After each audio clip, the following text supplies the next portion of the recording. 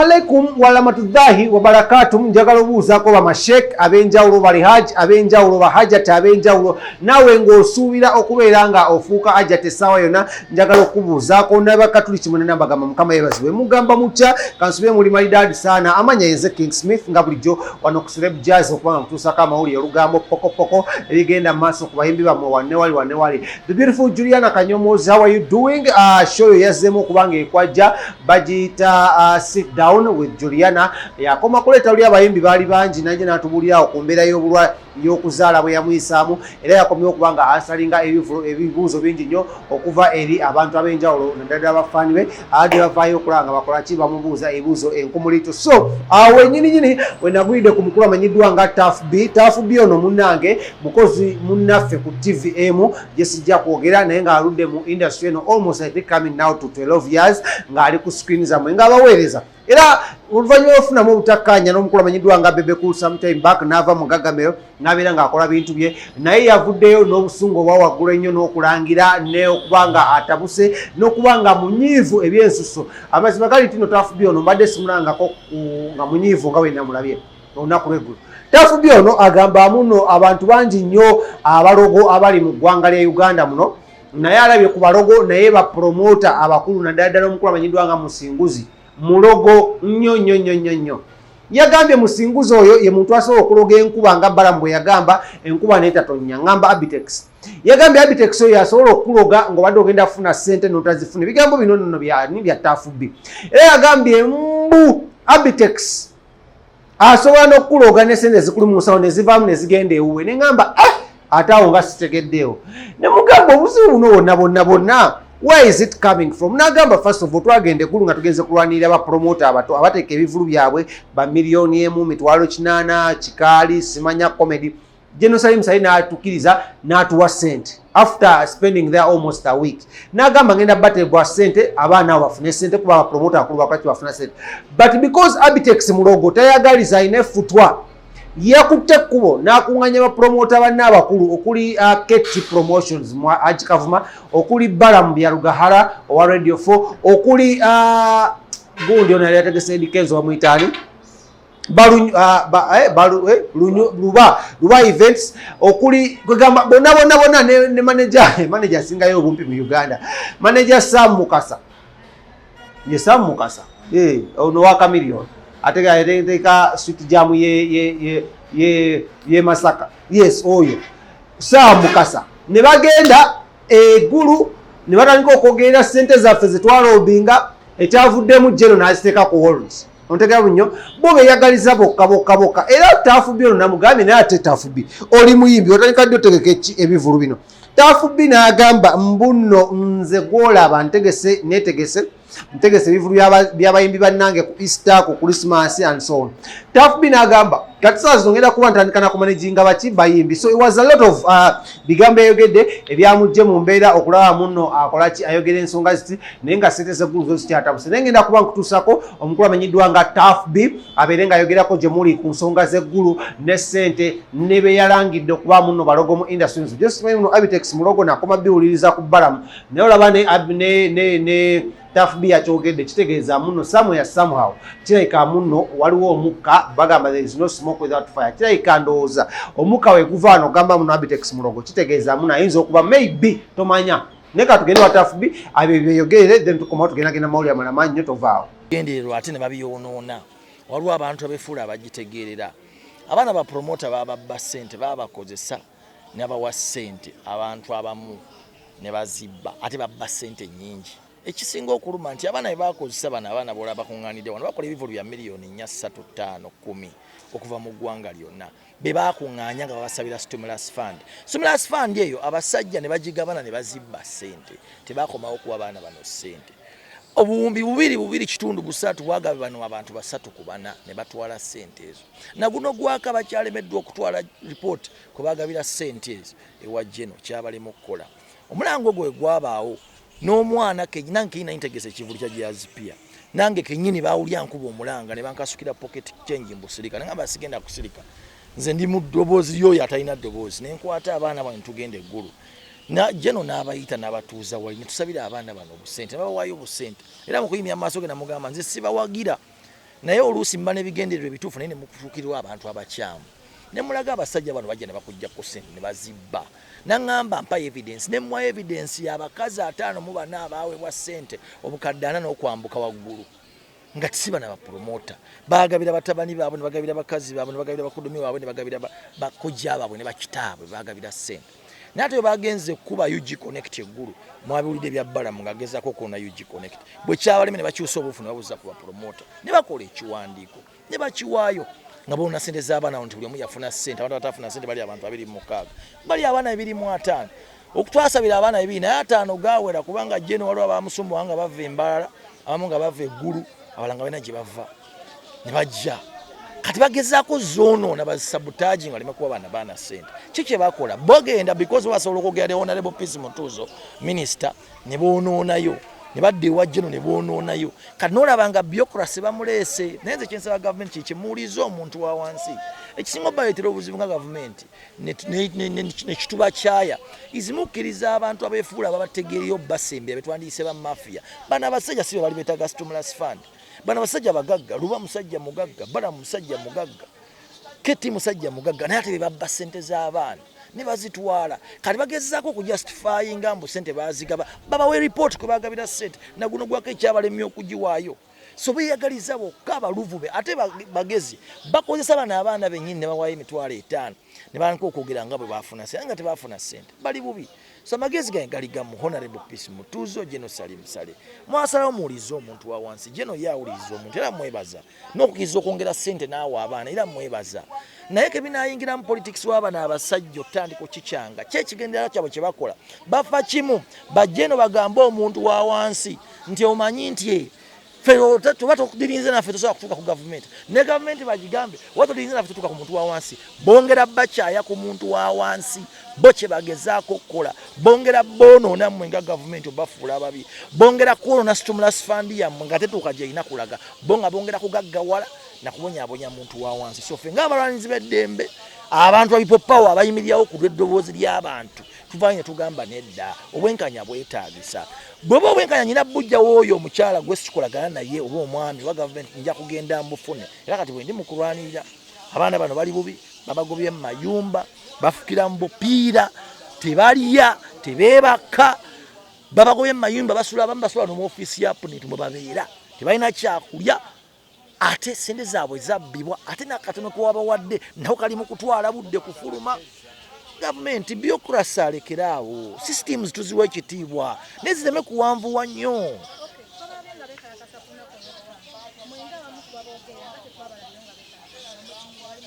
antu agezezaako nga tugenze okugezaako okufuna kituufu okuva eri akulembera UNCC gwe batukwasa Mr. Okero nga tumugamba kyekirwa kyekiganya ensente z'abapromota ofuluma kuba palamenti zayise ezasooka ne kabinet zabbibwa kyova ne guno gwakati zinafuna accountability zayo kuba zabbibwa so kana katono ke twasabidde abaana 25 akali approved batuyambe kafulume mu budde amangu ddala emboozi y'abapromota naffe tugikoyi ne tugenda kuleka ate bantu tutafuna bwenkanya na kufuna kye balina kufuna lwakuba waliwo bba abalowooza bye balina okufuna kikyamu omwana lwali twali tuzze kutegeeza abaana bano basajja bali bana kye bakoze bano abasajja balimba nnyo bano abaana kubanga bano abaana ba wansi babalimba nnyo ffe tuze tubabuulire mu lwatu balage nti abasajja abeefuula ababaagala abaababba ogwasooka ate baagala kwona buseni buno bwebabawadde baagala bo bulemesa batuukako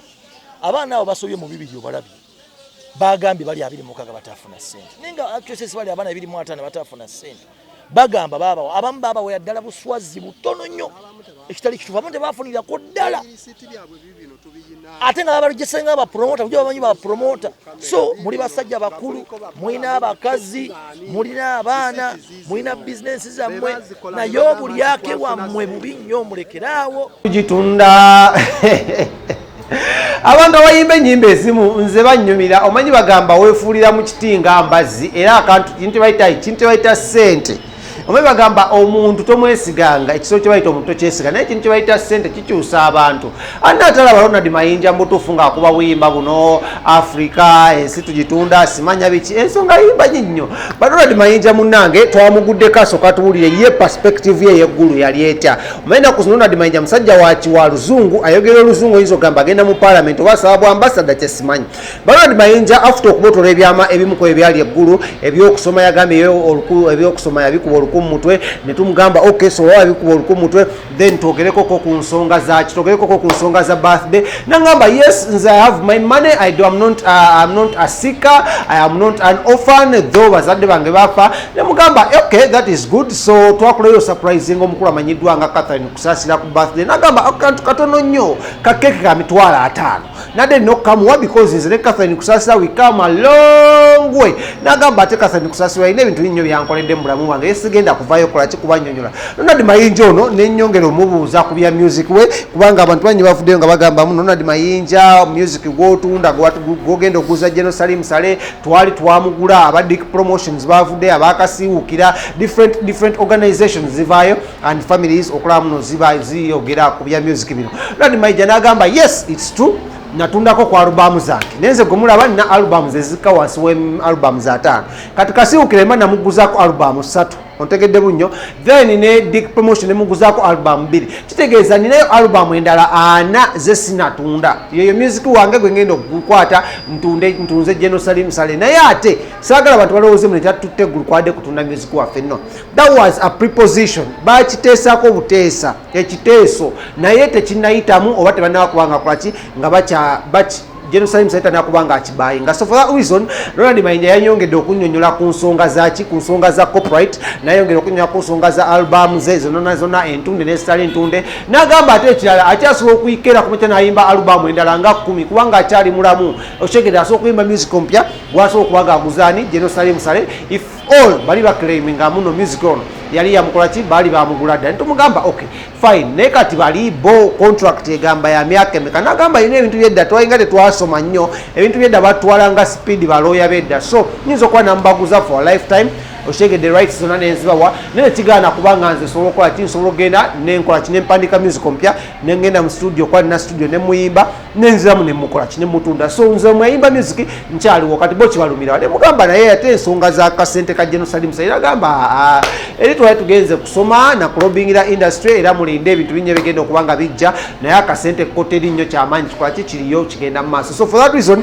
kaberenga kutusako Ronald Mayinja obeere nga ate omwewulirirako naye ze kinasanyukiddeko surprise yakoledde omukulu amanyiddwa nga Catherine kusaasira eya keeke y'emitwalo 5 mbadde sanko omuntu akolera surprise nga yali keeke mitwalo 5 asinga agula ya mitwalo 10 2 awe wati awe bazungirawo 25 naye emitwalo 5 tunabiraba naye katugenda Ronald Mayinja then tugenda mu maaso namulamu amanyi nnyo yenze Kabaka Smith subscribing nga wano wennyini ate tubeere nga tweyongerayo. Okay, mukulu Mayinja ogamba oti bulungi mukwano oli otya beti ndi bulungi kulikayo eggulu twavaayo response yali etya okuva ewa Gino kyetusaba singa nga byetwayogerako mu musomo Gino atuyamba n'atukolera n'abigoberera ne bituukirira ajja kuba ayambye emiziki wa Uganda n'abayimbi ba Uganda okutwalira awamu ate nga ajja kuba ayambye n'abo abatannatandika kuyimba naye nga balina ebitone by'okuyimba. Tumanyi nti Gino yabawa certificate naye yabawaza ki abantu batangaaza twali musomo twagenda mu musomo twalina bingi tutamanyi okusooka nze nabeeranga nsaba entertainment ministry tuweebwe ne bwe nagendayo Gino n'agamba kansooke mbasomese n'atusomesa nti ministry yaliwoko teekeddwa ministry yaliwoko bagita ministry of culture naye yagibwawo mu 1993 etteeka erigiteekawo lyagiteekawo 1959 naye nga ebigirimu byali binafu nga tebitambulira ku mulembe kati oguliwo so nga kitwetaagisa okusooka okutuula tubage policies zigende mu parliament ekitunemu ekiba nga kyetaagisa okuba ntuweebwa ministry etuweebwa kiba tekyetaagisiza wabe nti batuwabula mu mbeera efaanana bwetyo yatuteeka ku kakiiko ka UNCC Uganda National Cultural Center kakati board ya UNCC yekola ku mateeka yateekako nze ne Chameleon bagamba yatunominatinga tugenda kukakiiko ako tuweeyo ebirowoozo byaffe bwe bivaawo bigende mu paalamenti nga tusaba okuweebwa ministry. So twayogera ne ku nsonga endala eza corporate law kubanga corporate law etutawaanyiza nnyo. Essaawa eno tewakyali muyimbi watunda nnyimba ze naye luli edda wakolanga alubaamu n'ogitwala obanga mu bakasiwukira mu balusiini mu baani n'ova ne bakuwa miliyoni nga 5 miliyoni 3 miliyoni 15 okusinziira bw'oyabeeranga. So sente zino zakuyamba mu kutandika bizinensi ne kiba nti ate oli yakusetolinga ku alubaamu. Naye kati tekikyaliwo olaba nti omwana waba tayimbye kivulu tasobola kusurvivinga. So ebyo tusaba nti singa atuyamba kuba tubbira ennyimba kyali tuyambye ebintu bye twali twogerako n'okuba nti atusomesa tulina kutambula tutya tulina kuyiga tutya okusevinga ne tusaba okufunirayo kooti ng'ey'abayimbi wakakati beti ne bunvuma sirina gyenkuluupa ate gwoba tokimanyi nti ota bizinesi singa ovuma erinnya ly'omuyimbi katugambe nti omuyimbi yeeyise kamiliyoni eryo liba linnya lye lya kampani si lyerirye naye liri erinnya mwakolera ki bizinesi. Kati bwadda kuli n'olivuma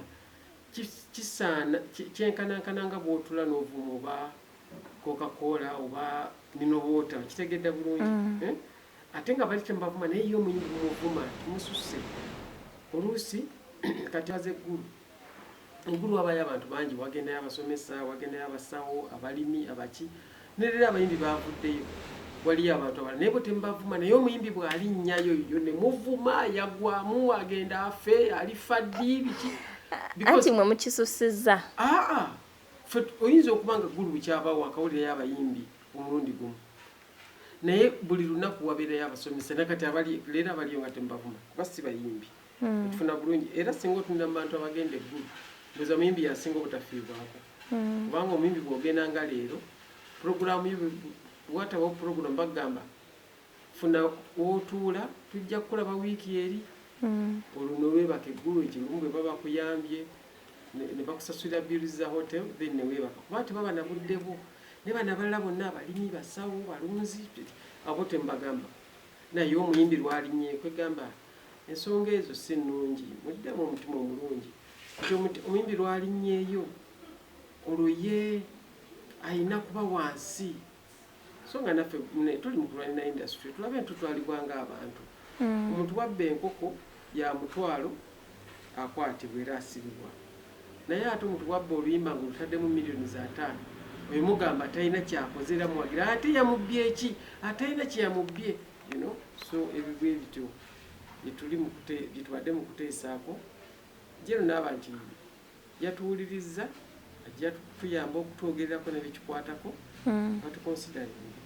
Tulaba nti no Jenna atali muyimbi atamanyi na procedures za luyimba tambula ate ye abeera atya nti no yabawa amagezi tulaba nti no mulinga abatunda industry munange nedda situna industry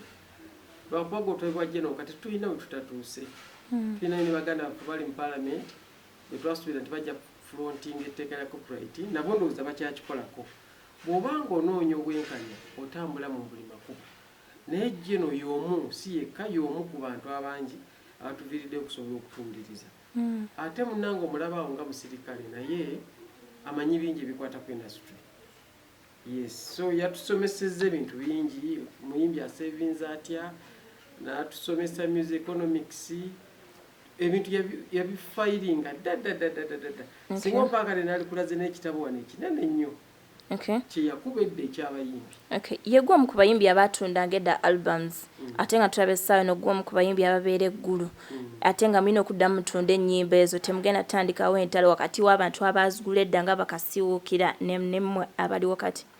Temoni kyakuddamu kutunda nnyimba wabula kyenjagala okutangazaamu nti abayimbi balina ennyimba ze baatunda ebiseera ebyo naye ate balina ne ze bataatunda. Kakati nze alubamu ng'eya Claire nagitunda, Necklace nagitunda,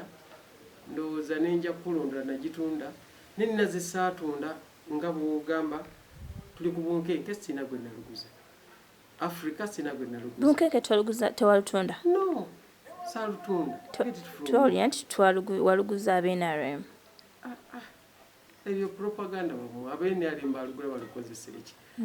mukenge salutunda Africa salutunda Land Road salutunda zino simanyi twala nanguzi sazitunda Dorini sazitunda kwega mulimu nyingi nyezo batewatunda nolwekyo mulimu enyimba zetubadde tuyimba nguluyimba buyimbi kwagala bwagazi kikulumye noyimba kati muleke kitwala nti omuyimbi buli luyimba lwalina yalutunda kiba kya buntu bulamu eyamugula n'agamba omuyimbi ono alina alubamu 2 naye nze nagulako 6 14 sizange kifuna bulungi naye bw'okyogera bwogezi jjumula nti ennyimba ze zonna nazigula tekiba kirungi abayimbi balina ennyimba ze baatunda naye ate balina ezisinga obungi tebazitunda yegwe omu ku bantu abagenda otunda ennyimba zaabo bagwe tolimu no sinnawulirako kyakutunda nnyimba tekinnabaayo obula tukola ku kyakutereeza industry na corporate law. Okay. Ogambye nti n'abayimbi bagenda eggulu ensi eyina engeri gyewuumamu gyekyankalanamu n'ensi ensi eyina engeri gyekirabamu omukulu Bobi Wine yagamba nti mufuuse basabirizi obeera nti mugenda ne musabiriza leero ne musabiriza enkya ne musabiriza luli bwe yagamba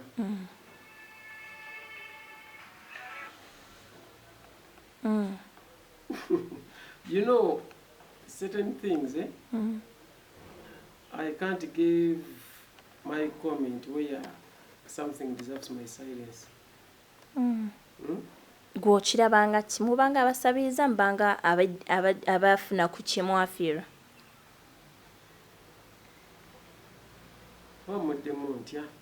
for that let me just give him my silence. I give him for that one, he just deserves my silence. Okay. Not my comment. Okay, one of those people out the music industry nga tulaba mubadde omukyala kusaasira mubaddeko mu bandi yeemu mubaddeko mwena ne birthday yatuuse you didn't wish her happy birthday why? You people, you mean okubeera serious? Birthday ebintu ebyo birthday nze neyange njerabira neyange nze njerabira kati nze manyi birthday omuntu yennyini ajja nakugamba nyinayo birthday party jangu tubeerewo you know ne kati ebintu bizibu bingi byetulimu I can't birthday kati maybe I'm not that naye nga obutawishing a birthday mwagala nnyo Catherine naye ndowooza I have more than a birthday. I have more problems than a birthday. Birthday bakolera ki? Eraga bwase Uganda. Oh, ne sagitegedde ndowooza naye nze sibimanyi naye yange yennyini njerabira. So nda bw'aba ne birthday tebagula keeki. Ngenda mugulira keeki. Andi yeyiseeko. Kati weeyitako omuntu keeki tagirya. Osomuwa eba belated. Abagirani? Happy belated. Happy belated. Birthday. Owandikako ku cake happy belated. You're right. Ogenda gula omuwe? Njamuwa cake. Okay. Ebyogerebwa abantu era ekya posting dwa kuba yabadde account yo basi account nga agamba nti agenda from NRM. For what? For happy birthday? Ayinza bayina ensonga ze. Are you sure? Lwaki ng'ava mu NRM oyina kugibaamu ng'ogigattako toyina kufa gundi anjagala gundi tanjagala gwefa ku kyogigasseeko nze nsubira yalibadde issue n'ensi eno nga bw'ogirabamu toyina kujja ensi ekwagale ensi ejja kukwagala lwekyo kyogigattako afuna bulungi so abamu siraba lwaki ensi erina okukwagala nga togigasseeko so afube bufubi ayongere okufuna kyagatta ku NRM bino ebyomwagala bigenda kufuuka automatic. Omukulu Bajjo yavuddeyo gye n'agamba nti no geno yandilekeddeawo bayamba. Gwe wakiwulidde wawulidde otya? Geno lwaki ng'alekeraawo geno ndowooza abantu bakitwalira nnyo mu perspective nti abayimbi bagenze geno kumusaba ssente. Geno ebyokutuyamba tetumusaba ssente. Nkugamba nti tuyina ebizibu nga industry nkugambye corporate law yaffe ekyaganya okuyitamu nenkunyonyola nti twagala ministry eyaffe etutwala naye bwe twayogedde ne Jeno n'atugamba ministry nga temunnagifuna musooke mugende ku UNCC board mufune kye tuyita policies mubage policies mu policies mwe mujja okusinziira okulaba oba parliament ekiyisa bawe ministry oba tekolaki oba tekiyisa so byebintu byetuliko ne Jeno byabayogerako. By the way nja kulaga ekitabo kyaffe ekinene awo Jeno yakibagadda ekirimu ebintu byonna y'omu omulaba ng'omusirikale naye ategeera music ndowooza yalimu oba oliawo nga tannagenda mu magye yali mu talent ya art so tetugendayo ekyo kyagamba balekerawo tuyamba balekerawo no ensi eyamba abalimi ensi eyamba abalunzi eyamba abavubi lwaki Omuyimbi tebamuyamba kifuna bulungi tuli mu kaseera akaagala okusukka we tuli okuba nti ate tugenda mu maaso so twetaaga abantu abasobola otunga